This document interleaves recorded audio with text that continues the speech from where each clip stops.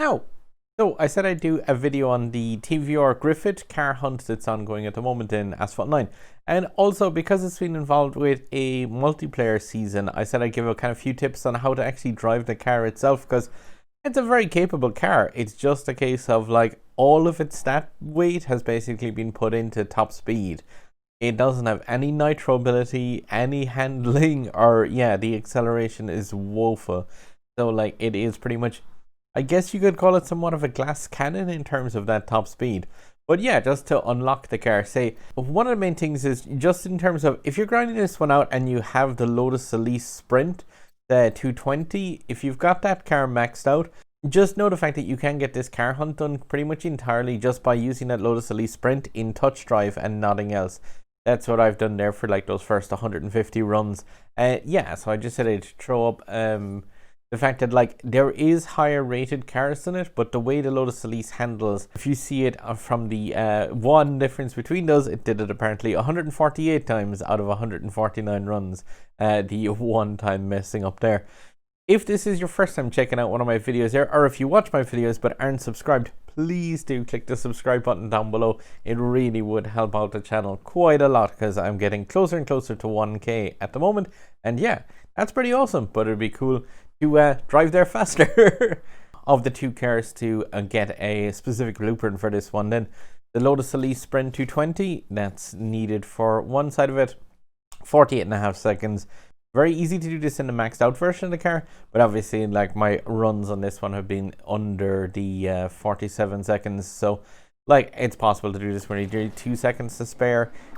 Any amount of tuning really wouldn't give this car that amount extra. Like it should be well doable in even just a freshly unlocked version of this, just to go straight forward here and make sure that you're just using yellow nitro in this car pretty much all the time. Like, don't bother too much with the other nitro methods with this. Even say like, whilst the blue nitro does actually give you immunity from speed loss from things like grass, you'll find that this car's speed is actually so low that it doesn't really make much difference. So like if you go straight across the grass here and just yellow nitro, you're staying at 175 the whole time. It doesn't need to burn extra of the different modes like that blue one's immunity. Gonna throw it drift, pointers, the finish line, and shockwave. But yeah, that should give it just around the 47 seconds. So you've got like a second and a half to spare there to get that blueprint. And yeah, like obviously like my version of TVR is well finished off, but these car hunts, like these 4-pack type ones especially, exceptionally good way of getting trade coins and some credits to add onto your account. Yeah, because I mean, like that's 12,000, 20,000 as well as the 4K. So 24K credits from a single ticket race, which again in the Lotus Elise can be touch driven with 0 input as well. That works just fine. Now, and I said I do one run in the Porsche 911 Targa 4S as well. Like this car is built quite differently to the Lotus Elise. If you've tried running it with this, it's a case of like, the Lotus Elise has all the acceleration and handling, and this car has quite a lot higher top speed, but way worse handling, especially at the bottom of the first hill. In this course, you'll find that like it has to be taken well if you want to make that 48.5 seconds. I would strongly advise, by the way, if you don't have the TVR Griffith maxed, definitely do go after it, because it's a difficult car to drive, but it's an asset for anyone's garage. There's a multiplayer season at the moment that is like letting you kind of make use of that car now with it maxed out. And I think a lot of people should really give a look at that before investing heavily in the credits. Strong drift here, just because you're going to lose speed anyway inside this tunnel. Just want to like take control of that speed loss.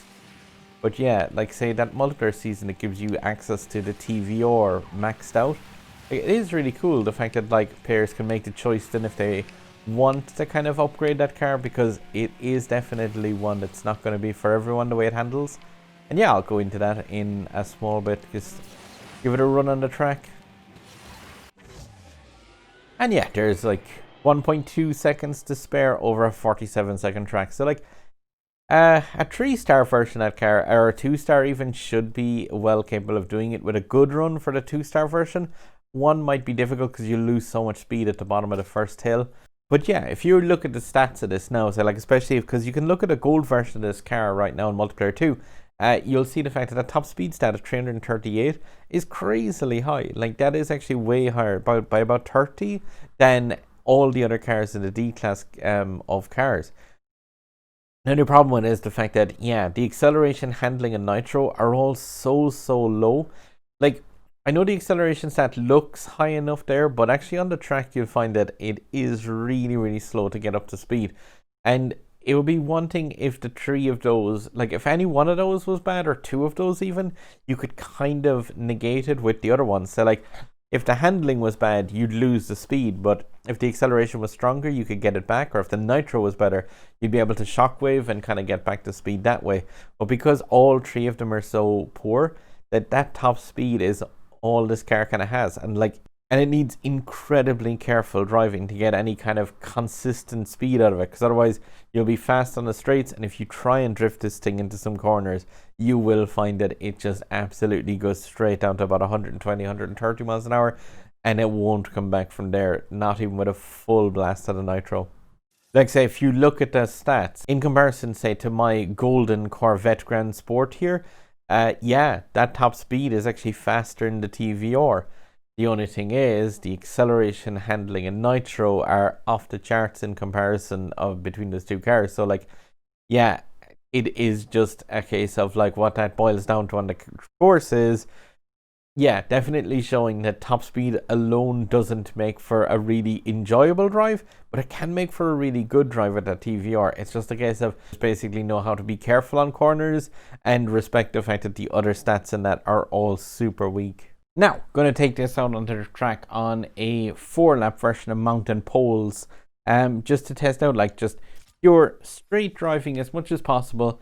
No frills. I'm just going to make use out of the TVR strength here. So focusing 100% on the top speed, not going into the flare and kind of like high flying antics that the, say, Grand Sport would be capable of doing. But just trying to make it nice, slow and steady, I want to say. But I mean, like actually, yeah, incredibly quick and steady. So like this is one where it's a tense drive, in all honesty, trying to do it, because like you do not have that freedom that something like the Grand Sport would give you, whereby you'd be able to yeah, just regain the speed lost from any little mistakes. But definitely with this car, I'm just going to take it like flatland around as much basic area as I possibly can. And whilst this may not appear like that fast of a driving method, if you actually think about it, like this car is in the 200 mark so much of this course.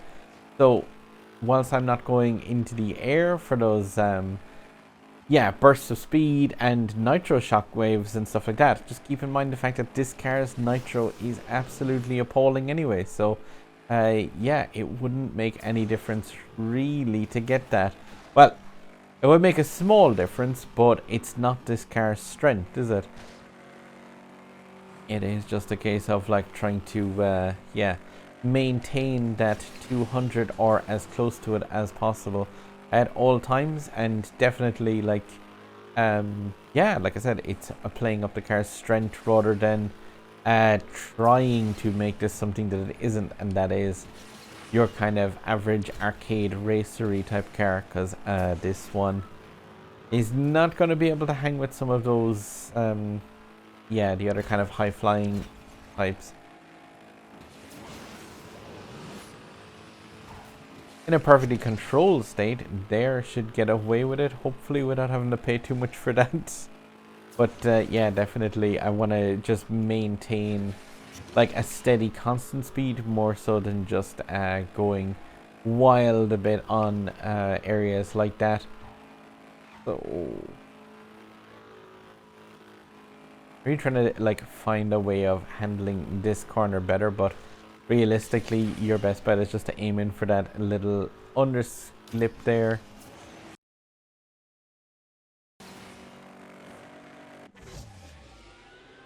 Oh, So 5 laps and just around the 4 laps of that and putting in the time of, yeah, 5:14. Like, not particularly bad realistically. It's just like 1:15 or so per lap. Yeah, definitely, like, it's a really capable little car. I wonder how the Grand Sport will kind of do around that same length of things. And obviously with the Grand Sport, I'm going to be able to throw it a bit high and wild. So you can give it a look. Grand Sport with 4 laps then. Loading up the Grand Sport. This thing is 1,300 rating more powerful than the TVR. So, 5 minutes and 15 to beat. 1,300 more rating underneath the hood and in those wheels, or well, lack of wheels. But yeah, this thing is just such a like easier car to drive. Like, it genuinely, a car like this, I would feel so much kind of like more comfortable with on the track, just because of the fact that, you know, if you make a mistake in this even, it's still not going to be detrimental to the overall run, because of the fact that, like, yeah, it just has such crazy acceleration and nitro ability. And the handling, like every aspect of this car is just better, with the exception of like the top speed that other one features. There, scraped off the wall horrifically poorly, but at the same time get to fill up the nitro meter and absolutely like blaze with the speed on this thing.